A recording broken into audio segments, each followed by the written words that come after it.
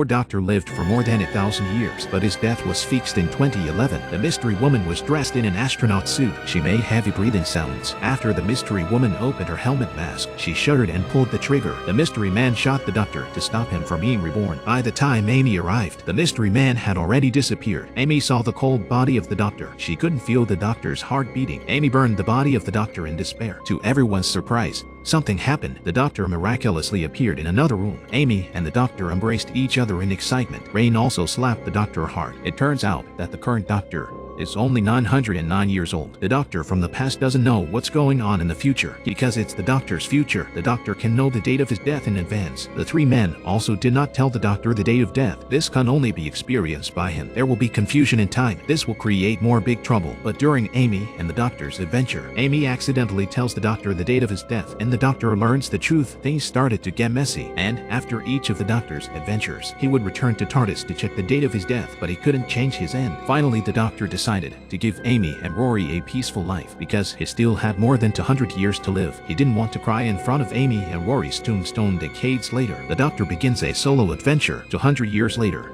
The silent race plotted to kill the doctor. They are the most feared race in the universe. No danger when someone is watching him. If you avert your eyes, you'll completely forget the silence exists. And that's the scariest thing about the silent race. They are the ones behind the plan to kill the doctor. Because the doctor's future happened in Rain's past, Rain learned that the mysterious person who killed the doctor was herself. She was forced to wear an astronaut suit, then she was put into deep hypnosis by the silence. Rain traveled back in time to the day of the doctor's death. When Rain was facing her beloved one, she was also unable to control her body. Rain wanted the doctor to leave quickly, but the doctor knew that the time of his death could not be changed. The doctor must die today. He can't break his own timeline. Rain pulls the trigger in pain.